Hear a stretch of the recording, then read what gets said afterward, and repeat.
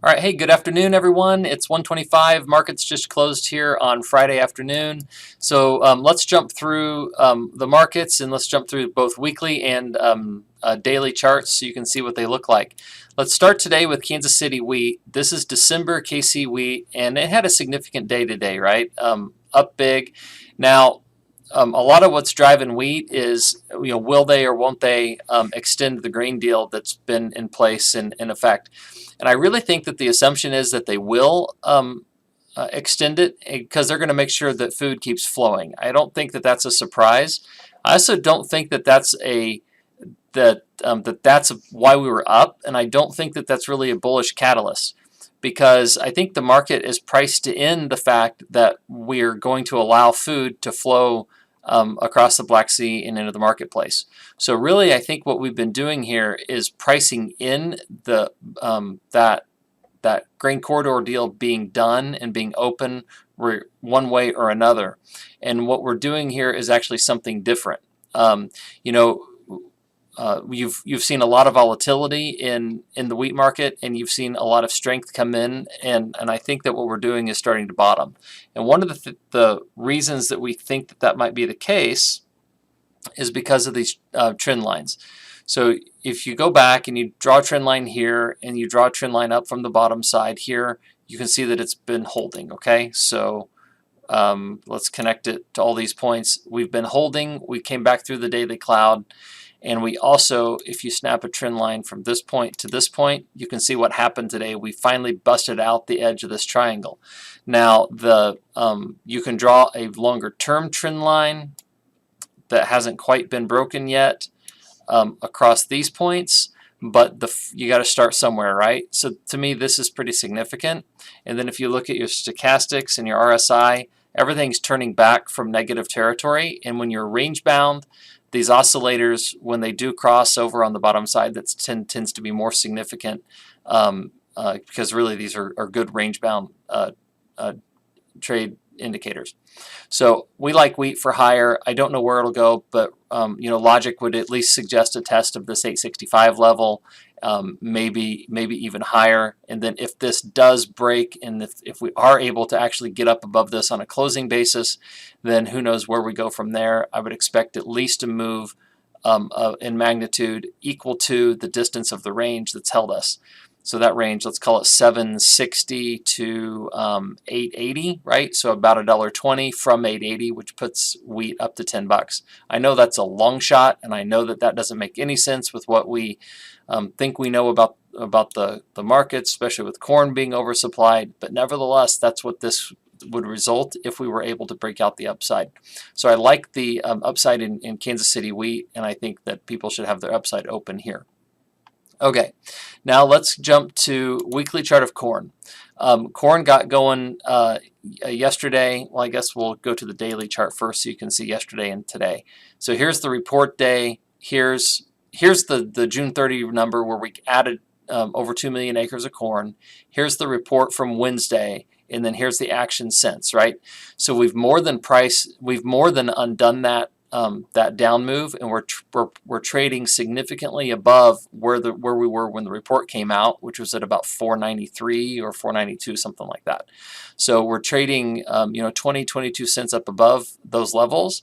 And what's interesting is that on the weekly chart, what you have here is an outside bar, right? Because this week took out the low of the prior week and the high of the prior week. So it's an outside bar. It's a bullish engulfing shadow, and it's a double close key reversal because we took out the high and the low. We took out the full body of this bar and the close here. So you've got three independent bullish candlestick formations here. All in one bar.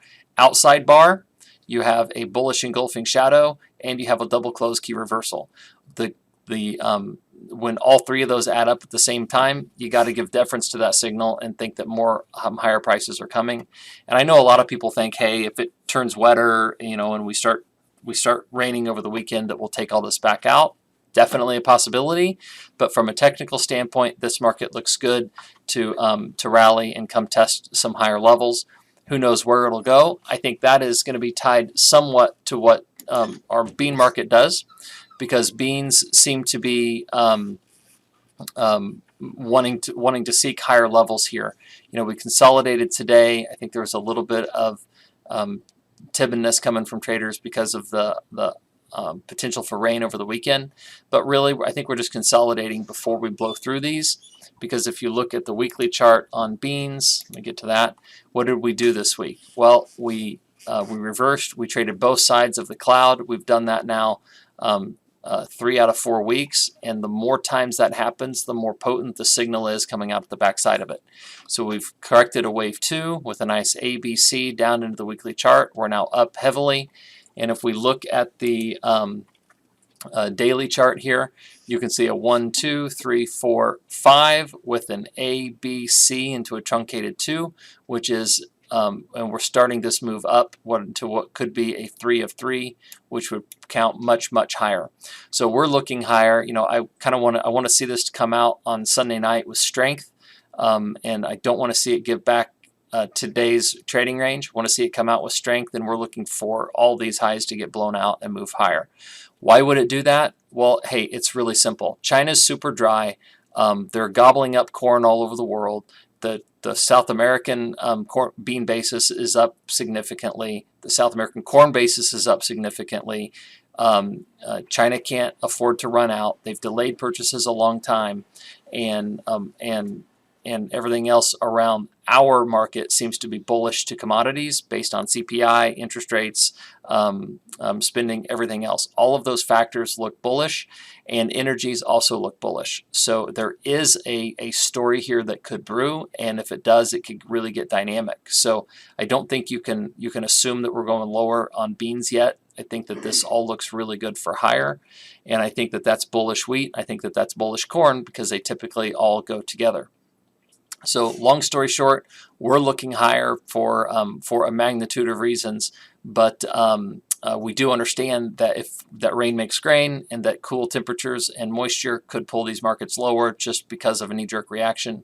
But you got to go with what you have on the right edge of a chart, and that is what we're being told here today.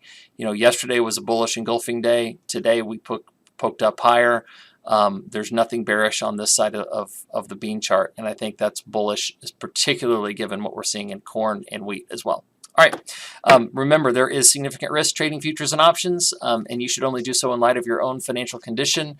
Hope you guys have a great weekend. We'll see how we close and get through Sunday night, and then we'll be with you Monday at some point in the day with an update on action and what we're seeing and what we think it means. Hope you guys have a great weekend. We'll talk to you soon. Thanks.